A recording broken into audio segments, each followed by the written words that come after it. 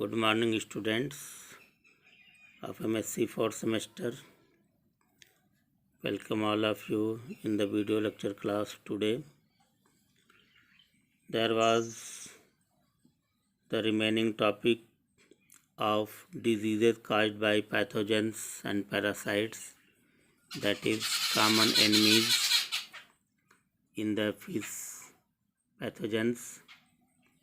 There was bacterial diseases in fishes, in which I was discuss about the one topic, one heading, infectious dropsy and their treatment, and now the second headings that related by the bacterial diseases in fishes is furunculosis of salmons.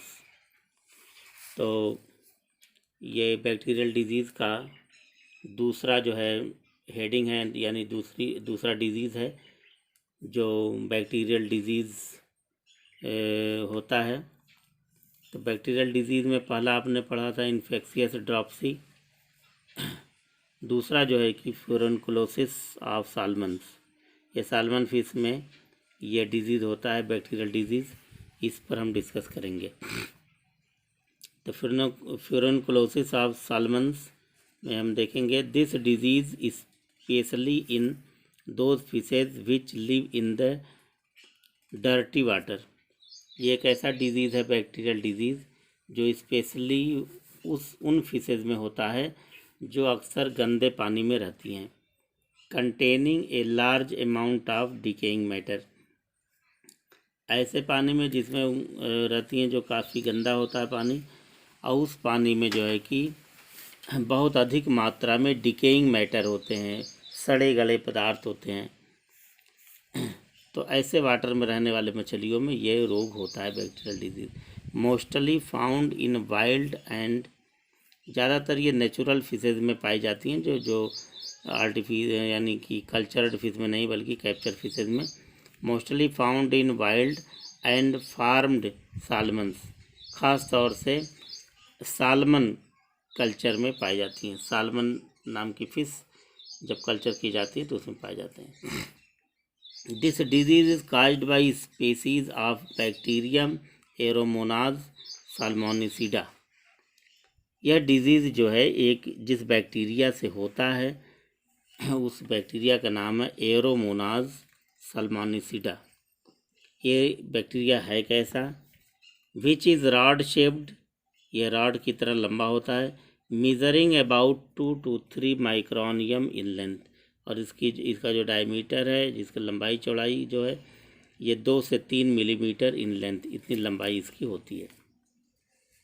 This disease is characterised by appearance of bloody boils on the skin, यानी इस disease को जब देखते हैं तो ये disease कैसा दिखाई देता है। अपीयरेंस में जो है ये, जब फिश के बॉडी के ऊपर, फिश स्किन पर जो है कि एक जैसे बॉयल हो जाने पर जैसे कहीं जल जाए और फफोला पड़ जाता है, उसी तरह से जो है कि एक बॉयल से, ब्लडी बॉयल से दिखता है। ब्लडी बॉयल से एक ऐसा मतलब फफोला जिसके अंदर ब्लड भरा हो, इस तरह का फूल जाता है, तो इसे ब्लडी बॉयल्स बोलते हैं। ऑन द स्किन, इसकी फिश की स्किन पर दिखाई देता है। And on almost all the visceral organs of the fish, और स्किन ही नहीं बल्कि फ़िश के अंदरूनी भाग में, बॉडी के जो सॉफ्ट पार्ट, इंटरनल ऑर्गन्स होते हैं, उसके अंदर भी ये दिखाई देता है, इस तरह का दिखाई देता है। Bursting of furunculosis boils spreads the disease among other fishes of the pond. तो ये जो फ्यूरनकुलोसिस यानी बॉयल, ब्लडी बॉयल जो दिखता है, जैसा फफोले नुमा होता है, उसके अंदर ब्लड जैसे भरा होता है, ये जो है कि बॉडी के इंटरनल ऑर्गन में भी और साथ साथ स्किन पे भी होता है।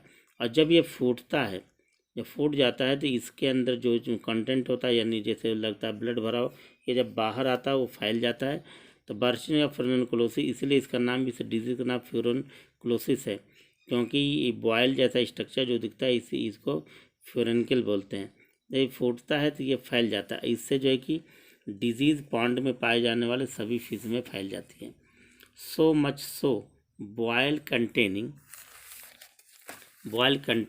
पस लाइक सब्सटेंसेस, यानी ये जो हमने बताया कि ब्लडी बॉयल से दिखता है जब फूटता है, इसके अंदर से जो सबस्टेंस निकलता है वो पस जैसा जो है कि पस जैसा सबस्टेंस पदार्थ निकलता है।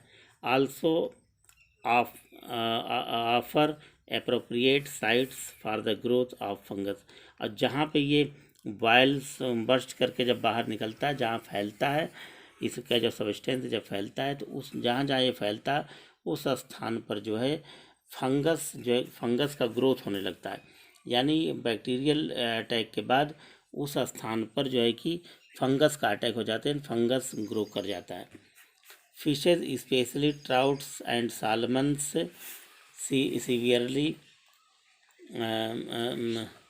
severely affected with this pathogen die in great numbers। ये ज़्यादातर इस तरह का जो डिजीज़ है ये ज़्यादातर ट्राउट फिश और सालमन फिश में देखने को मिलता है, और इन दोनों फिश में ये बहुत सीरियस इफ़ेक्ट जो है कि इस पैथोजन का होता है। तो ज़्यादातर ही इसके जो है कि सालमन और ट्राउट फिश इससे मर जाती हैं। डेथ ऑफ फिशेज में आकर with in a few days following the attack of disease. Bacterial attack के बाद यह डिजीज़ कुछ ही दिनों में जो है कि उस फिश में दिखाई देने लगता है जिस फिश पे अटैक करती हैं, और उसके बाद जो है कि फिश का डेथ भी जल्दी ही इससे हो जाती है। अब इस डिजीज़ से बचने के लिए जो ट्रीटमेंट है वो आपके सामने। इससे बचने के लिए जो तरीके तीन ट्रीटमेंट हैं।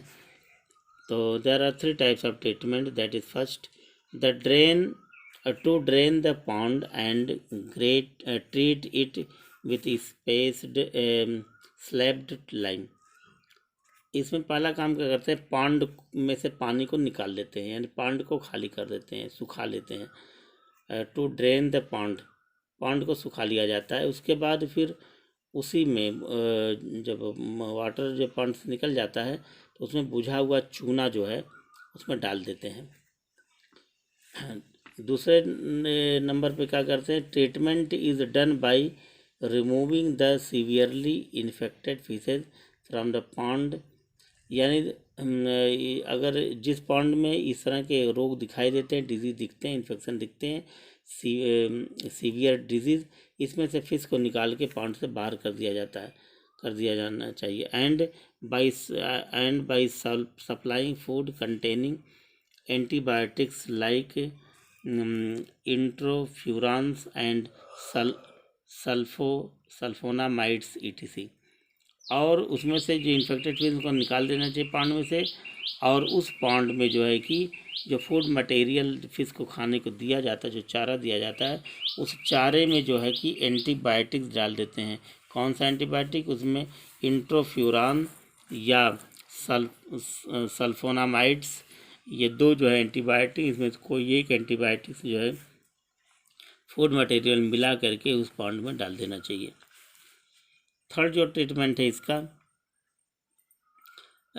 डिसइंफेक्शन में बी डन विथ। और इस ऐसे पॉन्ड को डिसइंफेक्शन के लिए यानी इन्फेक्शन से बचाने के, इन्फेक्शन को दूर करने के लिए क्या करते हैं, नेक्स्ट जो ट्रीटमेंट है, विथ 0.015% सोल्यूशन ऑफ मर्थियोलेट और 0.185% सोल्यूशन ऑफ RC फ्लेविन। यानी जिस पॉन्ड में इन्फेक्शन है उस इन्फेक्शन को दूर करने के लिए जो है कि 0.015% सोल्यूशन मर्थियोलेट का, या नहीं तो 0.185% सोल्यूशन RC फ्लेविन का जो है कि उसमें डाल दिया जाता है। 1%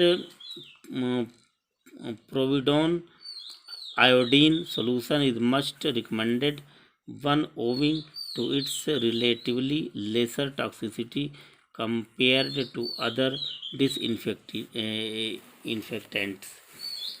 1% प्रोविडोन आयोडीन सोल्यूशन जो है कि रिकमेंड किया जाता है कि 1% प्रोविडोन आयोडीन सोल्यूशन को जो है कि ऐसे पॉन्ड में जो है कि डाल दिया जाए। डाल देने पर वहाँ पर जो टॉक्सिसिटी है जो और एंटीबायोटिक्स की अपेक्षा जो है कि काफ़ी कारगर होता है, और इससे इन्फेक्शन या टॉक्सिसिटी जो होती है वो कम हो जाती है। तो ये तो हुआ दूसरा जो है कि बैक्टीरियल डिजीज़। तीसरा जो बैक्टीरियल डिजीज़ है वो है कॉटन माउथ डिजीज़।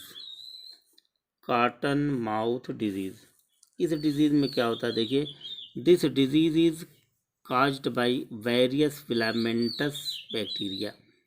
यह डिजीज़ फिलामेंटस बैक्टीरिया से होता है, बहुत तरह के फिलामेंटस बैक्टीरिया होते हैं, उन्हीं से यह डिजीज़ होता है कॉटन माउथ डिजीज़। इसमें एक एग्जांपल है, for example flexi bacteria. Flexi bacteria ये है, या इसी तरह की और भी कुछ फिलामेंटस बैक्टीरिया हैं जो ये रोग पैदा करती हैं। It is characterised by presence of fungus like tuft around the mouth. इस रोग में दिखता क्या है, इस रोग में क्या होता है कि फिश के माउथ के चारों तरफ जो कि फंगस का, जैसे फंगस ग्रो कर जाती हैं, फंगस लग जाती है माउथ के चारों तरफ जो है फिश के, तो जैसे लगता है कि वहाँ पे काटन या रुई जैसा लग गया है उनके माउथ के पास, इसीलिए इसका जो है कि नाम जो है कॉटन माउथ डिजीज़ कहा जाता है। जैसे लगता है कि फिश के माउथ के पास जो है कि रुई जो है कि लगा हुआ है, और वो रुई जैसा जो दिखता है वो होता है फंगस, इसलिए इसका नाम कॉटन माउथ डिजीज़ बोला जाता है। Enterobacteria are very common in fresh water, particularly if animal wastes are present and cause red mouth disease in salmonids, especially in West USA. एक दूसरी बैक्टीरिया है एंटेरोबैक्टीरिया। ये बहुत कॉमन बैक्टीरिया है जो खास तौर से फ्रेश वाटर में रहने वाली फिशेज पर जो अटैक करता है, इसकी वजह से ये रोग होता है। ख़ास तौर से ऐसे वाटर बॉडी में जिसमें एनिमल वेस्ट, जैसे जानवरों के रख रखाव से जो वेस्ट निकलता है, वो वेस्ट जैसे जिस तालाब या पॉन्ड में जो है कि डाला जाता है, उसमें जो है कि ज़्यादातर ये डिजीज़ होता है, और उसमें इस एंटेरोबैक्टीरिया से जो डिजीज़ होता है ख़ास तौर से सलमोनिड फिश में देखने को मिलता है, और ये रेड माउथ डिजीज़ बोला जाता है। इसके पहले हमने बताया cotton mouth disease, red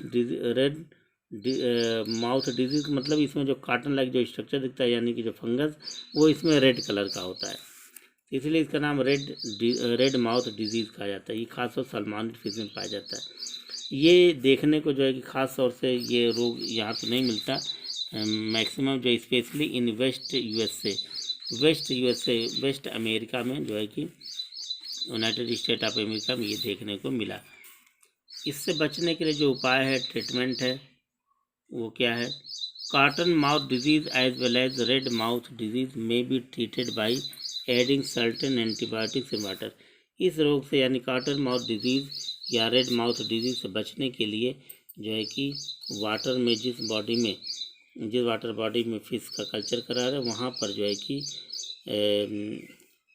antibiotics उस वाटर में डाल देते हैं, उस पानी में डाल देते हैं। कुछ एंटीबायोटिक्स हैं, और वो एंटीबायोटिक्स का नाम क्या है, वो जो सर्टेन जो रिकमेंडेड किया जाता है। The normally used antibiotics include the क्लोराम्फिकॉल।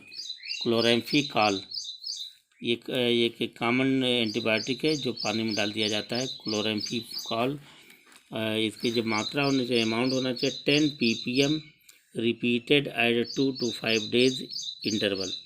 2 से 5 दिन के इंटरवल पर 10 ppm ये क्लोराम्फेरिकॉल का जो है ये इस एंटीबायोटिक का जो है घोल जो है उस वाटर में डाल देना चाहिए। एंड फ्यूरॉन्स 1.2 3.3 ppm, या तो इसको डाल दिया जाए, फ्यूरॉन्स को 0.1 से 0.3 जो है ppm। ये भी दूसरा एंटीबायोटिक्स है।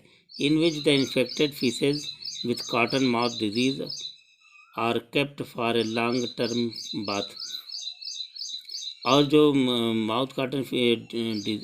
कॉटन माउथ डिजीज़ और जो फिशेज है, इन्फेक्टेड फिशेज हैं, इनको जो है कि इसके घोल में जो ऊपर हमने बताया, इसके घोल में कुछ देर तक जो है कि काफ़ी देर तक इसमें अगर डुबा दिया जाए, इसमें बाथ किया जाए, तब भी इससे जो है कि इस रोग से निजात पाया जा सकता है। तो ये तो हो गया तीसरा, कॉटन माउथ डिजीज़ हो गया।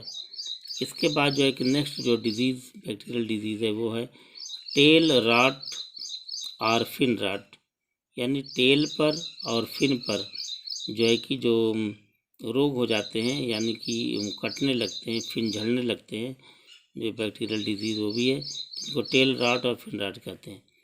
This diseases is caused by various species of myxobacteria but the protozoans और फंजाई में आल्सो भी इन्वॉल्व।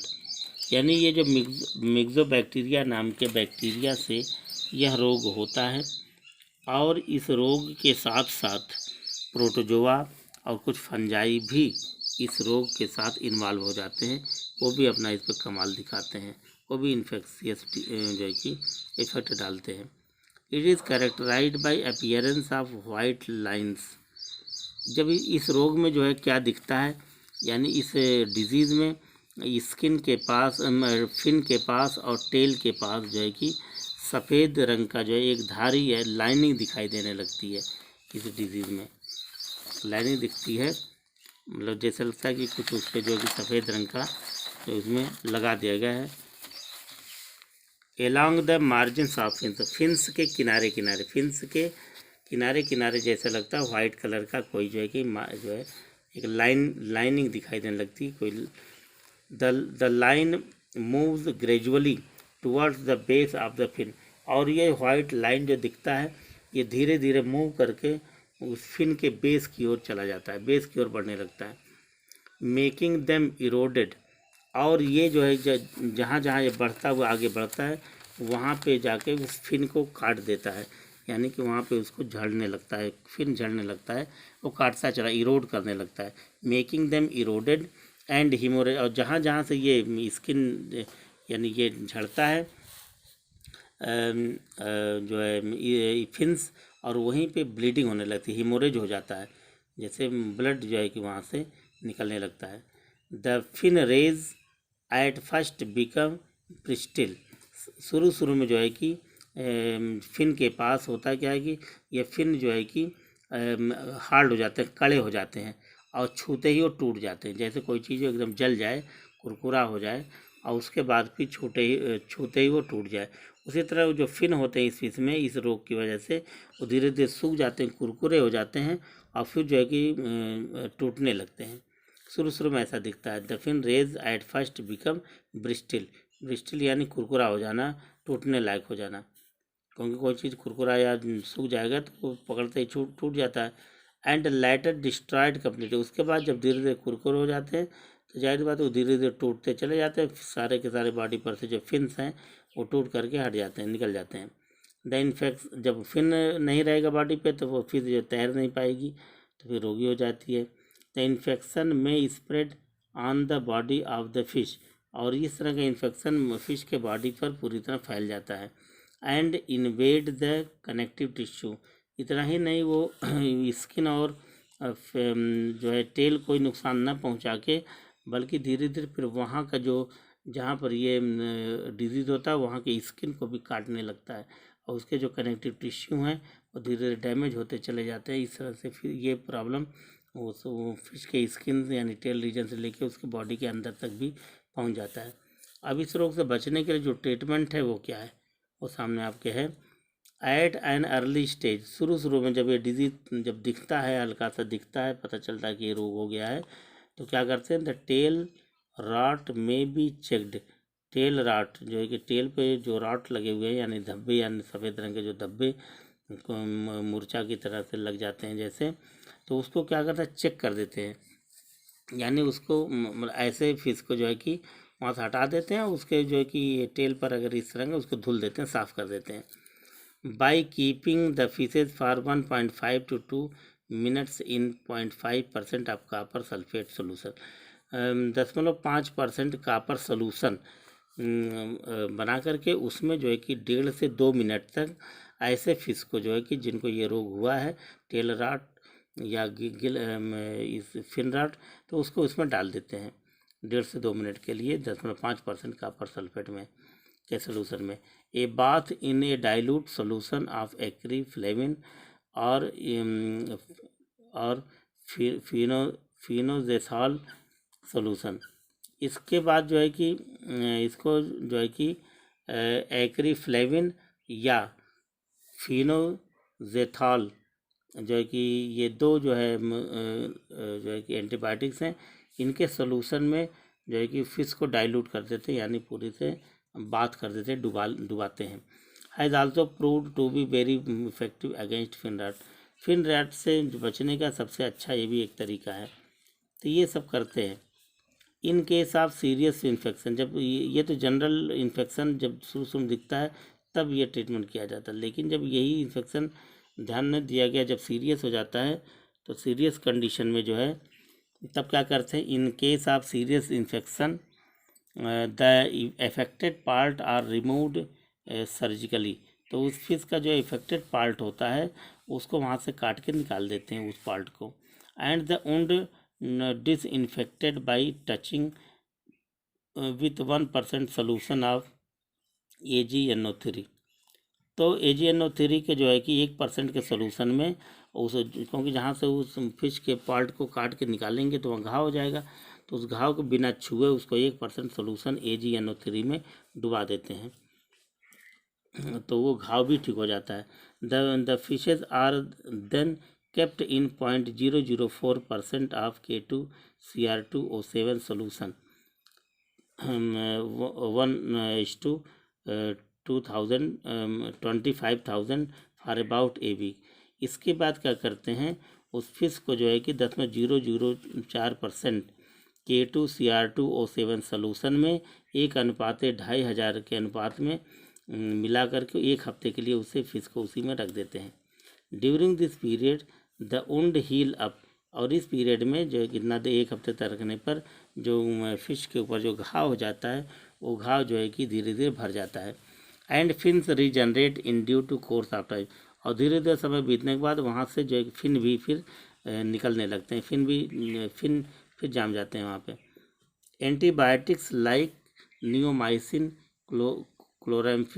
क्लोराम्फेनिकॉल, ऑक्सीटेट्रासाइक्लिन में आल्सो भी incorporated in the fish food. इसके अलावा जो है कि कुछ एंटीबायोटिक्स हैं जो फिश के फूड में मिला करके एंटीबायोटिक्स को जो है कि फिश को खाने को दिया जाता है। अब वो एंटीबायोटिक्स कौन है, neomycin, chloramphenicol, oxytetracycline.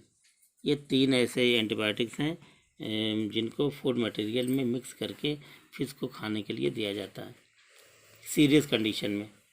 If the infection also involve protozoa, अगर मान लीजिए इस इन्फेक्शन के साथ इसी प्रोटोजोआ या और कोई पैरासाइट इस पर अगर काम कर गया है इन्फेक्शन में, तो उसके लिए क्या करते हैं, क्योंकि जो ही बैक्टीरियल डिजीज़ होता है इसके बाद फिर कुछ और भी जो है कि एनिमीज जो इस पर अटैक करते हैं। तो अगर प्रोटोजोआ का भी अटैक हो गया है फिन रॉट या स्किन ये फिन रॉट या टेल रॉट में, तो उसके लिए क्या करते हैं, if the infection also involve protozoan parasite, अगर इसमें प्रोटोजोअन पैरासाइट इन्वॉल्व हो गया है, the fishes may be kept in water bath containing 10 to 20 ppm of KMNO4 solution for about 1 hour. अगर जो है कि प्रोटोजोअन का भी अगर इसमें इन्वॉल्वेशन हो गया है तो 10 से 20 ppm KMNO4 सोल्यूशन बना करके उसमें लगभग 1 घंटे तक फिश को डुबाए रखते हैं, क्योंकि KMNO4 जो है पानी में घुले हुए प्रोटोजोन को मार देता है, ख़त्म कर देता है। तो अगर KMNO4 में 1 घंटे के लिए 10 to 20 ppm के हिसाब से अगर सोल्यूशन बना के उसमें डाल दिया जाए KMNO4 का 1 घंटे के लिए, तो उसमें जो है कि उससे अगर सेकेंडरी इन्फेक्शन अगर प्रोटोजोन का भी है तो प्रोटोजोन भी समाप्त हो जाते हैं। इस तरह से इसके ट्रीटमेंट में एक जनरल ट्रीटमेंट, फिर सीरियस कंडीशन में ट्रीटमेंट, और जो है कि अगर प्रोटोजोन उस पर अटैक करते हैं तो उसके साथ साथ ये भी ट्रीटमेंट करते हैं। इसके अलावा जो बैक्टीरियल डिजीज़ में और भी कई जो है डिजीज़ेज हैं, जैसे बैक्टीरियल गिल डिजीज़ेज।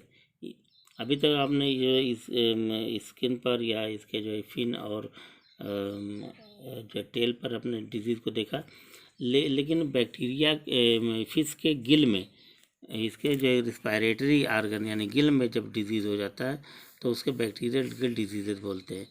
तो बैक्टीरिया से होने वाला गिल में जो डिजीज़ है उसको बैक्टीरियल गिल डिजीज़ कहते हैं। किससे होता है, ए वैरायटी ऑफ मिक्सोबैक्टीरिया, कई तरह के मिक्सोबैक्टीरिया की वैरायटी है जिससे गिल डिजीज़ होता है, are responsible for diseases in salmonids under stress. खास तौर से सलमानिड फिश में जो है कि ये देखने को, ये घातक जो है कि डिजीज़ देखने को मिलता है। An important example in the colonization of damaged gill by these organisms in the condition known as bacterial gill disease। तो हम देखते हैं कि an important examine colonization of damaged gills, जैसे colonization, जैसे जो गिल का जो कॉलोनी होती है जिसमें गिल पूरा भरा होता है, वो पूरा का पूरा गिल की जो कॉलोनी होती है, पूरा जो ग्रुप होता है वो जो है कि डैमेज हो जाता है, नष्ट हो जाता है। इसमें ऐसा देखने को मिलता है। और जो है कि इसमें जब ये गिल में हो जाता है और गिल जो झड़ने लगते हैं, डैमेज होने लगते हैं, कट पिट करके हटने लगते हैं, गिरने लगते हैं, तो ऐसे डिजीज़ को हम जो है बैक्टीरियल गिल डिजीज़ बोलते हैं।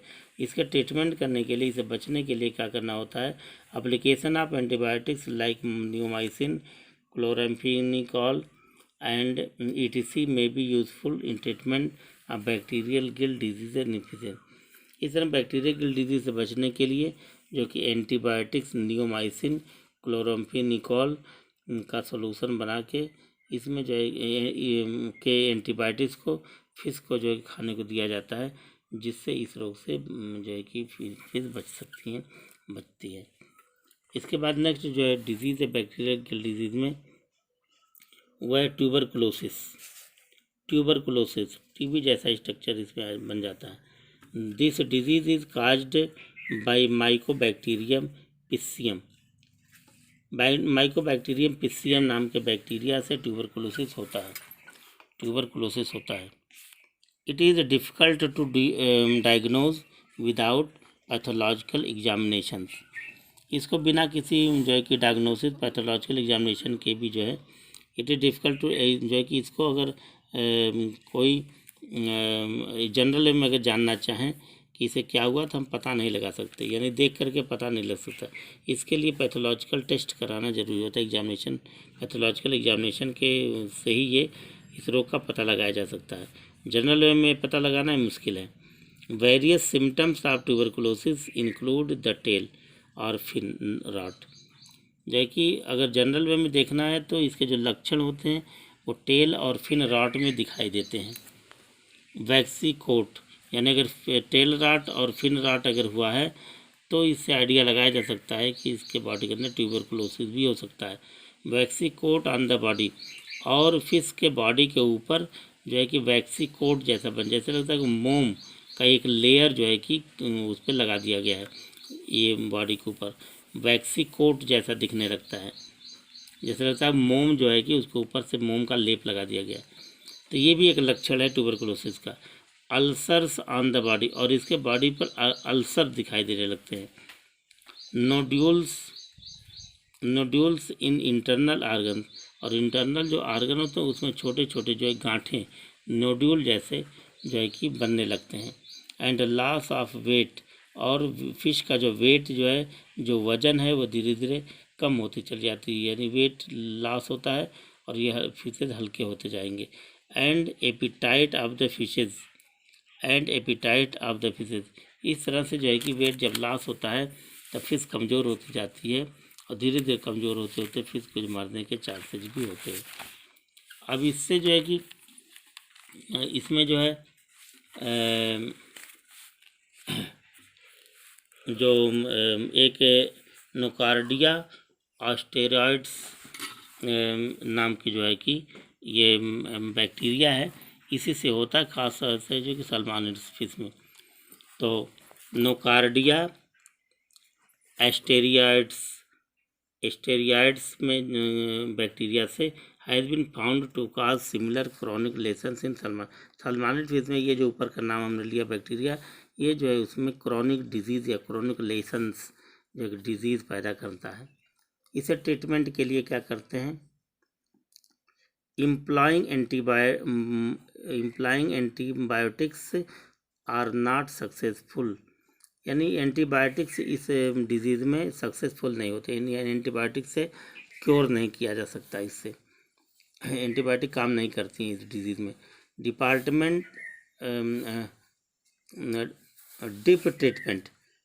Treatment for 1 minute in 1:2000 copper sulfate solution for 3 to 4 days may be useful।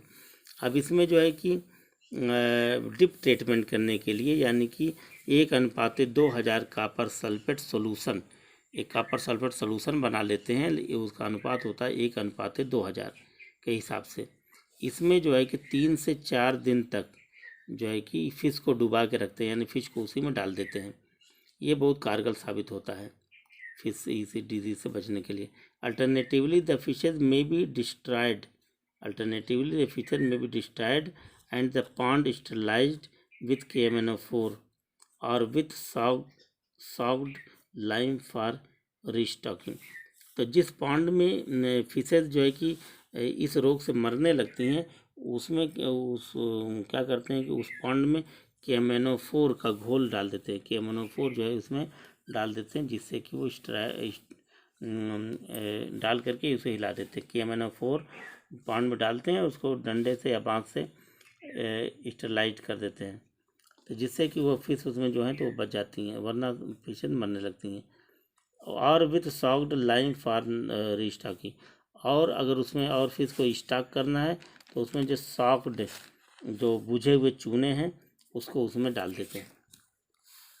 तो इस तरह से ट्रीटमेंट इसका करते हैं। इसके साथ साथ और भी कुछ डिजीज़ेज हैं, बैक्टीरियल डिजीज़, क्योंकि बैक्टीरियल डिजीज़ कई होती है। हमने बताया था शुरू में कि लगभग 10 बैक्टीरियल डिजीज़ पाई जाती हैं फिशेज में। तो नेक्स्ट जो डिजीज़ है बैक्टीरियल डिजीज़ वो है किडनी डिजीज़ ऑफ सलमानिड्स।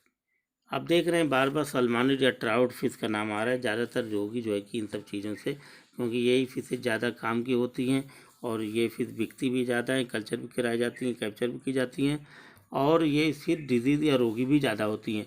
तो kidney disease of salmonid fish, salmon fish की जो किडनी ख़राब हो जाती है, किडनी में रोग हो जाता है बैक्टीरिया से, उसको किडनी डिजीज़ ऑफ सलमानिड्स बोलते हैं। ये किससे होता है? The kidney disease of salmonids is caused by corynebacterium से सलमानिड फिश में किडनी डिजीज़ होता है। It can only multiply within fish issues where it grows slowly within the kidneys cavity, chronic damage। It can only multiply within fish issues, यानी कि ये जो bacteria है fish के body में ही मल्टीप्लाई करता है, और किसी एनिमल में अगर ये बैक्टीरिया मौजूद है तो वहाँ वो कुछ नहीं करता बल्कि पड़ा रहता है। लेकिन फिश बॉडी में जब ये बैक्टीरिया पहुँचता है किसी तरीके से, तो जो है कि ये वो मल्टीप्लाई करता है और ग्रो करता है, और धीरे धीरे ग्रो करते करते क्या करता है कि वो जो है कि फ़िश के किडनी को बहुत गंभीर तरीके से डैमेज कर देता है, यानी फ़िश के किडनी पर अटैक करता है, इसलिए किडनी डिजीज़ इसे होता है। It is more prevalent under conditions, ये जो है कि काफ़ी जो है जब ये रोग हो जाता है, डिजीज़ हो जाता है, तो उस समय काफ़ी जो है कि घातक साबित होता है, और ये और फिशेज में भी इसका इन्फेक्शन फैलने का डर रहता है। Conditions of soft water, it is more prevalent under conditions of soft water, यानी इसको जो है इसके लिए खासतौर साफ स्वच्छ पानी जो है ज़रूरी है इससे बचने के लिए। Treatment employing antibiotics are successful. अब इसमें जो है कि एंटीबायोटिक्स जो है कि सक्सेसफुल जो है होते हैं इसके ट्रीटमेंट के लिए। जो इम्प्लाइंग जो भी एक जनरल एंटीबायोटिक्स होते हैं उससे इसका ट्रीटमेंट किया जाता है और इससे क्योर भी होते हैं। इस बार नेक्स्ट जो बैक्टीरियल डिजीज़ है अल्सर डिजीज़ ऑफ सलमानिड्स।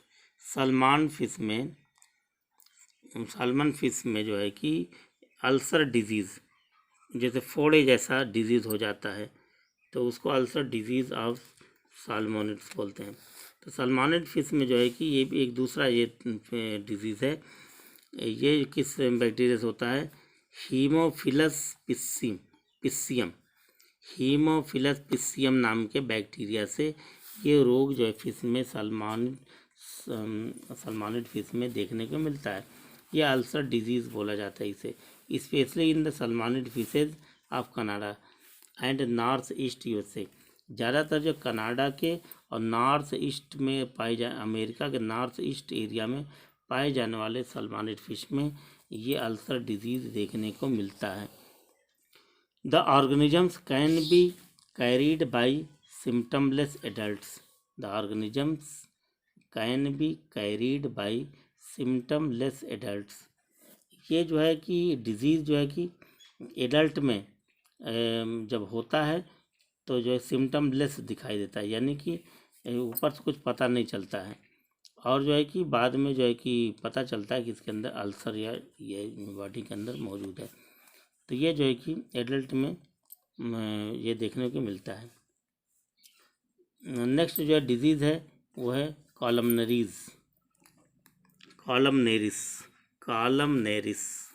डिजीज़ है नेक्स्ट। तो this disease is caused by bacteria. किस बैक्टीरिया होता है? कॉन्ड्रोकॉकस कॉलमनेरिस। ये बैक्टीरिया जो है कॉन्ड्रोकॉकस कॉलमनेरिस से ये डिजीज़ होता है। कॉलमनेरिस इसका नाम ही डिजीज़ का नाम ही रख दिया गया। एंड एक दूसरा बैक्टीरिया और है साइटोफेगा कॉलमनेरिस। ये दो तरह के जो है कि बैक्टीरिया हैं जिनसे ये इन्फेक्शन होता है और ये डिजीज़ होता है। साइटोफेगा कॉलमनेरिस, कॉन्ड्रोकॉकस कॉलमनेरिस, इन दोनों बैक्टीरिया से ये डिजीज़ होता है। And is often associated with low DO level. और ये जो है रोग कहाँ होता है? उस वाटर बॉडी में होता है जहाँ पर ऑक्सीजन डिमांड ऑक्सीजन, यानी जितनी ऑक्सीजन की ज़रूरत होती है और ऑक्सीजन वहाँ नहीं मिल पाता। तो डिमांड ऑक्सीजन के लेवल के जो है कि जहाँ पे कम होता है, लो होता है, जिस पॉन्ड में, जिस वाटर बॉडी में, वहाँ पे रहने वाली फिशेज में एक कॉलमनेरिस जो डिजीज़ होता है। Initially it is marked by appearance of discoloured patches on the body. इस डिजीज़ में दिखता क्या? शुरू में इनिशियली इट इज़ मार्क्ड, शुरू में ये कैसा दिखता है? Initially it is marked by appearance, कैसा दिखता है? Of discoloured patches on the body.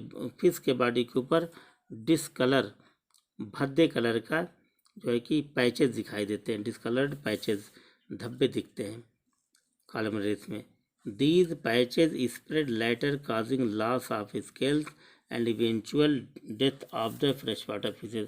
और धीरे धीरे ये पैचेज यानी ये धब्बे, डिस्कलर्ड धब्बे धीरे धीरे फिश बॉडी के ऊपर फैलता चला जाता है, और फैलते फैलते एक स्टेज ऐसा आता है, एक समय आता है कुछ दिनों के बाद जो फिश के स्केल्स हैं जो है कि वो भी जो है झड़ने लगते हैं।